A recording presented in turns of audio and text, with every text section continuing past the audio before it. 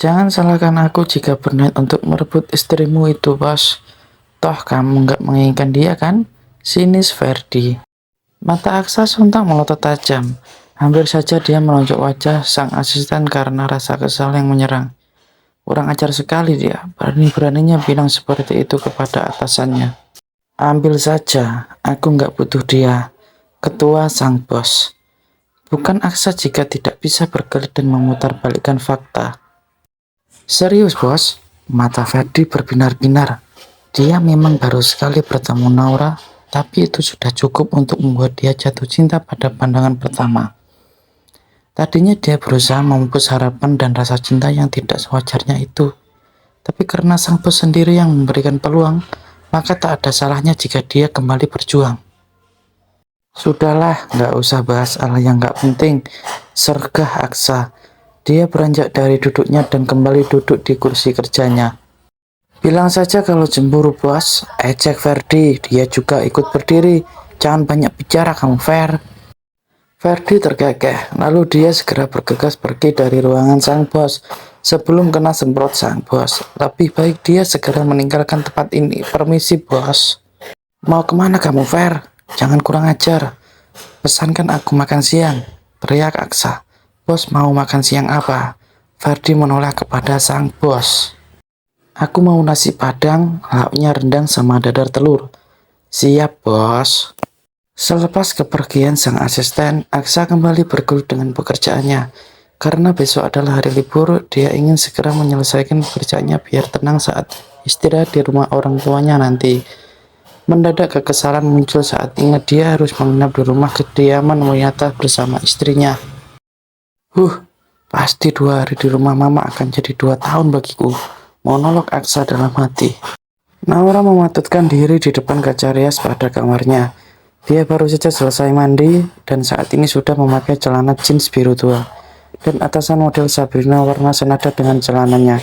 Rambutnya yang panjang sebahu sudah tersisir rapi. Semoga saja Aksa si mulut pedas itu tidak mengomentari penampilannya kali ini. Sebenarnya Naura juga bingung harus memakai baju apa ke rumah sang mertua. Dia tidak punya banyak baju yang layak dan bagus. Make up natural dipoleskan pada wajah cantiknya yang sudah cantik dari lahir. Siapapun akan terpesona dengan kecantikan Naura jika dia adalah laki-laki normal.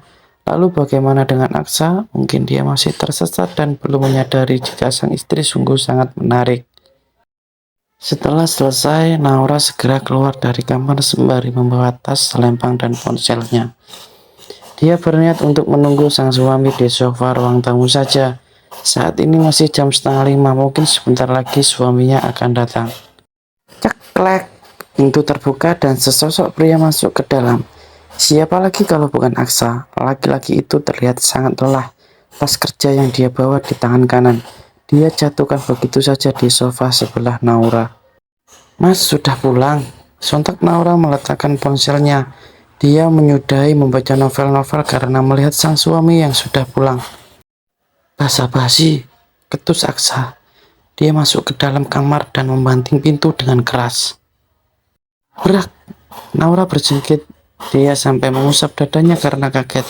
Wanita itu ikut masuk ke dalam kamar dan terperanjat saat melihat sang suami yang hanya memakai celana pusar saja. Mas, kamu mau apa? Bekik Naura dengan konyol. Aksa memutar bola matanya dengan malas, tak berniat menjawab pertanyaan sang istri yang sangat konyol dan tak masuk akal. Mas, kamu mau mandi? Naura bertanya lagi. Menurut kamu? Aksa terpaksa menjawab, karena sang istri akan terus bertanya sebelum dia menjawab. Kenapa buka baju di sini? Protes Naura, dan dia menuju ke lemari besar boneka untuk mengambil baju ganti buat sang suami. Biarpun tak pernah dipakai oleh Aksa, tapi tak menyurutkan semangat dan kewajiban dia untuk melayani sang suami. Apa masalahnya? Ini kamarku, jika kamu lupa. Naura tak bisa lagi membantah, karena apa yang diucapkan oleh sang suami benar adanya. Kenapa juga dia harus protes pada sang suami? Nyatanya dia sendiri yang lancang masuk ke dalam kamar. Ya sudah, maaf mas, lirih Naura. Dengan bibir mengerucut, mas mau pakai celana bahan jeans? Gak usah repot-repot, aku bisa ambil sendiri, ketus pria itu. Mas, bisa nggak sih kalau ngomong nggak usah ngegas? Apa nggak lelah kamu? Dengan agak kesal, Naura mengambil celana jeans warna biru tua dan kemeja panjang warna hitam. Saat akan mengambil celana dalam sang suami, tangannya agak ragu untuk memegang benda keramat itu. Jangan sentuh, bentak Aksa yang tiba-tiba saja ada di belakang tubuhnya. Naura kaget dalam dia menjatuhkan CD warna abu-abu yang dia pegang tadi.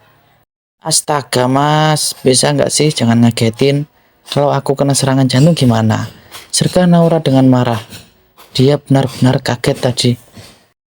Jangan berani memegang barang pribadiku. Aku nggak mau diserang gatal-gatal jika tanganmu yang kotor itu menyentuhnya. Aksa segera mengambil benda yang jatuh itu dan bergegas masuk ke dalam kamar mandi. Naura menghela napas panjang, tak ambil pusing dengan semua kata-kata pedas yang keluar dari mulut Aksa. Karena dia sudah mulai terbiasa, Naura bergegas keluar dari kamar dan berniat menunggu sang suami di ruang tamu saja. Setengah jam sudah Naura menunggu sang suami dengan sabar. Andai saja Aksa yang ada dalam posisinya saat ini, pasti segala sumpah serapah keluar dari mulutnya yang pedas dan pahit itu. Ayo berangkat. Aksa yang tiba-tiba muncul mengagetkan dirinya yang tengah melamun. Ayo berangkat. Aksa yang tiba-tiba muncul mengagetkan dirinya yang tengah melamun. Astaga mas, Naura yang mengelus dadanya yang berdegup kencang. Tanpa banyak bicara lagi dia segera mengekor sang suami. Setelah memastikan pintu terkunci dengan sempurna, Aksa melangkah menuju lift tanpa menghiraukan sang istri. Hingga akhirnya mereka sudah berada di dalam mobil yang akan membawa mereka ke rumah keluarga Aksara Winata. Bahkan tak ada pembicaraan di dalam mobil. Aksa sibuk dengan kemudinya dan Naura sibuk dengan pemikirannya sendiri. Tak mau mengusik sang suami yang tengah fokus dengan jalan. Setelah menempuh perjalanan 1 jam lamanya, mereka tiba juga di rumah orang tua Aksa. Sebuah rumah mewah di sebuah perumahan elit dan berlantai 2. Aksa memarkir mobil sedan mewahnya di samping deretan mobil sang papa. Pria itu turun lebih dulu, sementara Naura masih ragu antara takut, rendah hati, gugup, dan berbagai macam rasa berkecamuk di dalam benaknya. Apa kamu mau tidur di dalam mobil? Ketus Aksa. Rupanya dia merasa gemas melihat sang istri yang tak beranjak dari duduknya. Mas, sudah sampai ya? Naura tergeragap. Dia bergegas turun dan melanjutkan tas di pundak kanan. Aksa menutup pintu mobil dan mengunci otomatis. Grep. Tiba-tiba lengan kanan pria itu sudah melingkar di pinggang rampingnya, membuat Naura memegi kecil. Mas, apa yang kamu lakukan? Sudah diam, aku juga terpaksa melakukannya. Apa kamu mau orang tuaku sedih melihat kita musuhan seperti biasanya? Mata Aksa melotot. Naura diam, degup jantungnya semakin tak terkendali. Mencium aroma maskulin yang menguar dari tubuh gagah Aksa seakan melumpuhkan semua pertahanan dirinya. Naura merasa semakin jatuh ke dalam pesona seorang Aksa. Apa yang dirasakan oleh Naura juga tengah dialami oleh Aksa. Entah mengapa hatinya berdesir saat berdekatan dengan sosok Naura, istri yang tak pernah diharapkan kehadirannya. Dada Aksa juga berdegup kencang, mencium aroma vanila lembut dari tubuh mungil sang istri yang tingginya hanya sebatas dadanya. Aksa berusaha menepis perasaan aneh yang menyerangnya. Dia mengajak sang istri masuk ke dalam rumah mewah itu.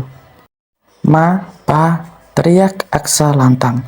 Ucapkan salam mas, assalamualaikum, seperti itu, protes Naura. Ceka, jangan banyak bicara, bisik Asa liris. Tak mau perdebatan mereka didengar oleh sang mama atau papa mereka. Assalamualaikum ma, pa. Naura kali ini mengucap salam. Waalaikumsalam.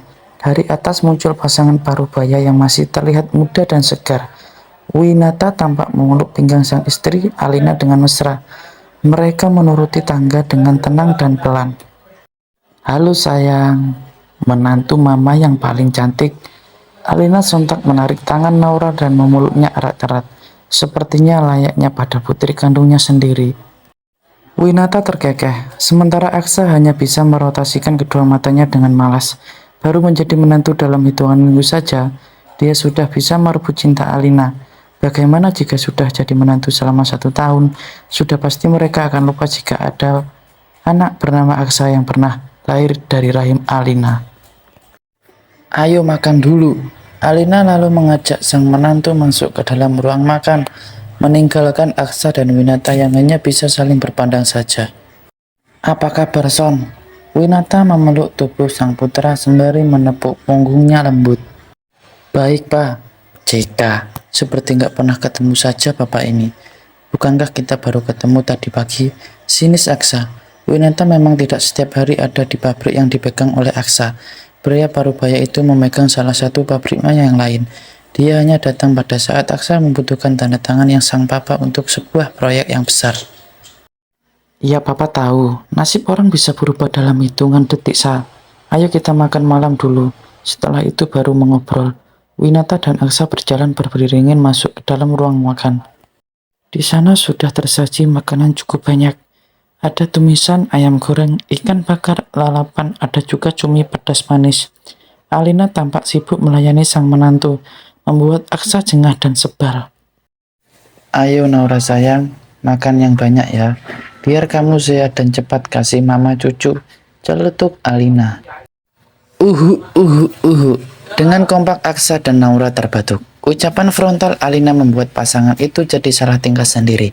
Gimana mau ngasih cucu? Unboxing saja belum pernah. Hei, kalian ini kenapa? Kompak banget batuknya. Alina panik. Dia segera memberikan satu gelas air mineral pada sang menantu dan segera ditekuk hingga habis oleh wanita itu. Ma, anak kandung mama siapa sih? Protes Aksa. Karena sang mama malah lebih memerhatikan Naura ketimbang dia yang anak kandungnya. Jangan lebay. Kamu laki-laki, Sa. Bisa ambil minum sendiri, seperti itu saja protes. Alina malah melotot judes. Winata hanya terkekeh saja melihat interaksi ketiga orang itu. Dia bisa mengerti sang istri telah lama ingin punya anak perempuan, tapi tidak bisa. Aksa adalah buah hati mereka satu-satunya. Karena itu Alina sangat menyayangi sang menantu. CK, baru jadi menantu selama beberapa hari saja sudah bisa menggeser kedudukan aku. Gimana kalau sudah menikah 1 tahun? Mungkin aku akan dicoret dari kakak. Gerutu Aksa. Sudah, jangan berisik, cepat makan. Setelah itu kita bisa ngobrol. Mama ingin kalian segera memberikan mama cucu. Kalau bisa yang banyak. Putus Alina tanpa mau tahu. Ma, mereka baru saja menikah. Biarkan saja menikmati masa pacaran lebih dulu. Akhirnya Winata buka suara. Dia kasihan melihat wajah sang menantu yang sudah pucat pasi seperti itu. Dalam hati Naura mengucapkan terima kasih kepada papa mertuanya yang sudah menyelamatkan dia dari desakan sang mama mertua. Alina cemberut, tapi dia tak menyangkal. Memang sangat keterlaluan jika menuntut sang putra dan menantu agar cepat memberikan cucu. Sedang pernikahan mereka masih hitungan hari. Iya, Pak, saut Alina patuh. Mama ini minta cucu sudah kayak minta boneka saja. Memang bisa secepat kilat begitu. Semua butuh proses, Ma, ujar Aksa. Sembari menatap Naura dan tempat pada saat itu Naura juga di tengah menatapnya. Dengan salah tingkah, Naura memalingkan wajahnya yang memerah. Cantik, bisik hati Aksa tanpa sadar. Saat melihat Naura yang tengah merona itu, sudut bibir pria kulkas itu terangkat. Rupanya dia sudah mulai tertarik dengan kecantikan Naura. Iya, makanya mama minta kalian rajin bercocok tanamnya. Biar cepet panen, sergah Alina. Wanita parubaya yang masih terlihat cantik itu terkekeh lagi. Apa-apaan sih mama ini? Aksa ikut salah tingkah juga karena ulah sang mama. Sudah, ayo selesaikan makannya. Nanti baru membahas masalah cucu. Putus Winata lagi. Mereka segera melanjutkan makannya tanpa bicara lagi. Setelah selesai, Naura berniat untuk membantu membereskan meja makan, tapi dicegah oleh sang mertua.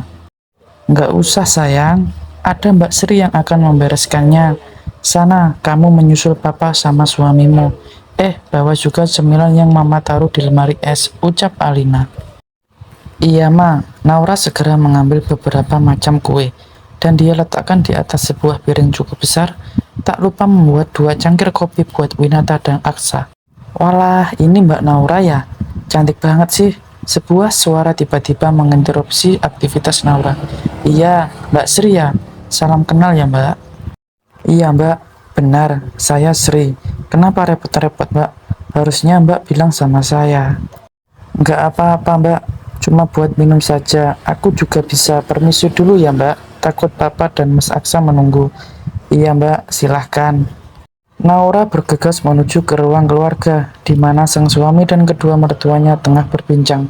Naura meletakkan kopi di depan Winata dan Aksa masing-masing satu cangkir, lalu meletakkan dua piring kue di tengah meja. Naura ikut bergabung dengan mereka, walau dia tak tahu apa yang tengah dibicarakan oleh mereka. Tiba-tiba dia sangat ingin buang air kecil, dan akhirnya dia pamit untuk ke kamar. Lagi pula juga cukup sudah malam. Naura ingin beristirahat lebih dulu. Naura tampak tengah kebingungan di dalam kamar mandi. Gaun yang dia pakai tadi tak sengaja tersiram air waktu dia sedang membersihkan diri selepas buang air kecil, dan dia tak punya baju buat ganti. Mau tak mau dia harus melepaskan gaun itu, dan hanya ada bra dan sidi warna hitam. Untung saja ada handuk kering yang ada di kamar mandi. Dengan terpaksa dia harus memakainya, walau hanya melindungi sebatas dada dan setengah pahanya. Itu lebih baik daripada dia harus semi telanjang. Naura membuka pintu dengan mengendap-endap, bak seorang pencuri yang takut kepergok oleh sang empu rumpah. Baru saja dia keluar, tiba-tiba saja Aksa muncul dari luar, dan sontak keduanya sama-sama terperanjat. Aksa tampak menelan salivanya sendiri melihat tubuh sang istri yang seksi dalam balutan handuk putih itu, sementara Naura hanya mematung tanpa bisa menggerakkan tubuhnya sama sekali.